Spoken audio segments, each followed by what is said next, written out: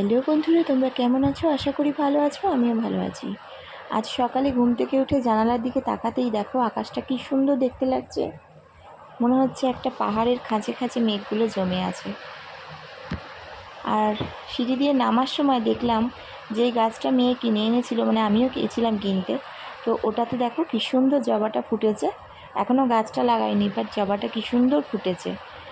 তো যখন আমাদের গৃহপ্রবেশ হয়েছিল বাড়িতে, সেদিন থেকে একটা জিনিস এনে রেখে দিয়েছি, সেটা লাগানোর মতন আর কাউকে পেলাম না, তাই নিজেই সিমেন্ট গুলে লাগিয়ে ফেলবো বলে ঠিক করে ফেললাম।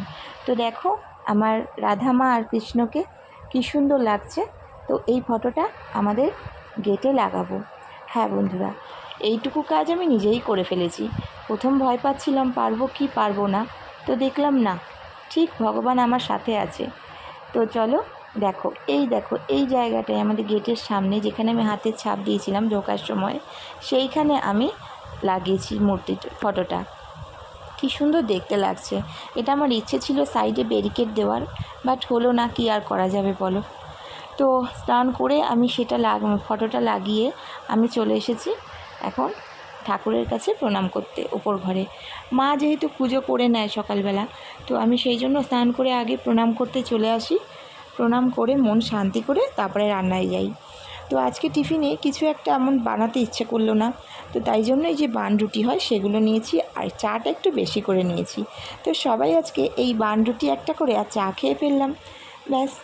তারপরে একটু হাওয়াও খাচ্ছি। কারেন্ট নেই, কাল রাত থেকেই খুব কারেন্টে জ্বালাচ্ছে, তার জন্য মেয়ে এটা কিনেছিল, তো এটা দিয়ে বেশ হাওয়া খাচ্ছি দেখো। ব্যাস, হাওয়া খাওয়ার পালা শেষ, এবার রান্নার পালা। তো মেয়ের জন্য ভাতটা আগে বসিয়েছি, ওর ভাতটা আলাদা হয়, তারপরে আমাদের রান্নাটাও করব। আজকে বেশি কিছু করব না, কারণ আজকে বিপত্তারিণী মায়ের পুজো আছে, যেহেতু আমি পুজো করি না নিজে, কিন্তু আমার বান্ধবী পুজো করে এনে এই সমস্ত ডুরি দিয়ে গেছে, তো ওইটাই আজকে একটু পরে নেবো, প্রসাদ খেয়ে নেবো। এই যে মা আমাকে পরিয়ে দিচ্ছে, তো সেটাই এখন করছি, করে রান্নাবান্নার দিকে আবার যাব। তো এই যে চলে এসেছি রান্নার দিকে। আজকে বেশি কিছু করব না বলেই দিয়েছিলাম তোমাদের, তো সেই কারণ দেখো আজকে শুধু ডিমের ঝোল করছি, আর কিছু একটু হালকা ফুলকা করে নেব। তো কদিন ধরে রান্নাঘরে তোমরাও খেয়াল করেছো, রান্নাঘরের রঙগুলো কিছুতেই ওঠাতে পারছিলাম না, তাই জন্য আজকে ঠিক করেছি ওঠাবই যতটা পারবো।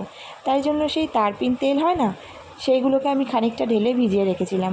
তো তারপর যখন স্কচ ব্রাইট দিয়ে ডলছি, দেখছি বাহ, বেশ সুন্দর উঠে যাচ্ছে। তো আমি সেগুলো আজকে ওঠানো নিয়ে পুরো ব্যস্ত ছিলাম, যেভাবেই হোক আজকে পরিষ্কার করব। সেগুলো পরিষ্কার করে কড়াইটাও একটু ধরবো। কড়াইটা অনেক দিন ধরে ভালো করে ধরা হচ্ছে না। আগে যখন আমাদের এমনি উঠোন ছিল, তখন উঠোনে বসে বেশ সুন্দর করে কড়াইটাকে মাজা হতো, কিন্তু এখন তো আর সেই উপায় নেই। তো কি করব, মাঝে মাঝে রাস্তায় নিয়ে যেতে ইচ্ছে করে, কিন্তু মেয়ে চিল্লায় রাস্তায় গেলে, সেই কারণে ঘরেই বসে বসে বালি দিয়ে সুন্দর করে মাজলাম কড়াইটাকে। দেখো বন্ধুরা, হয়েছে তো কী সুন্দর বলো, পরিষ্কার। তো গ্যাস ট্যাসগুলো এবার পুছে নিচ্ছি। শাড়ির জায়গায় তারপিন তেলের একটা কেরোসিন তেলের মতো গন্ধ লাগে, তো সেইটাকেই ভালো করে স্কচ ব্রাইট দিয়ে ভিমবার দিয়ে ভালো করে পরিষ্কার করে নিলাম, যাতে গন্ধটা কম বেরোয়। তাও দেখছি একটু একটু বেরোচ্ছিল। যাক, শেষমেশ পরিষ্কার হলো। গ্যাসের ঝিকগুলো আজকে একটু ভালো করে মেজে নিয়েছিলাম। তো পরিষ্কার করে এবার আমি দেখো একটুখানি হাঁপিয়ে গেছি, একটু রেস্ট নিয়ে নিচ্ছিলাম। প্রচণ্ড গরম করছিল এতগুলো কাজ একসঙ্গে করে, কড়াই মাজতে গিয়ে আর রং তুলতে গিয়ে আমার অবস্থা খারাপ।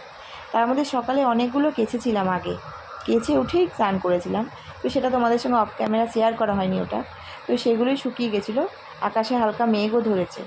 আমি গেছিলাম সেগুলো তুলতে। আরও কিছু কাঁচা ছিল, যেগুলো আমি কাজ করি, আমার প্রচণ্ড কাপড় লাগে রান্না করতে গেলে, সেইগুলোই কেচে ভালো করে মেলে দিলাম। এগুলো শুকাতে বেশি রোদ দরকার পড়ে না। তো এগুলো আমি দিয়ে দিলাম, দিয়ে খেয়ে দিয়ে রেস্ট নিয়ে নিয়েছিলাম খানিকক্ষণ।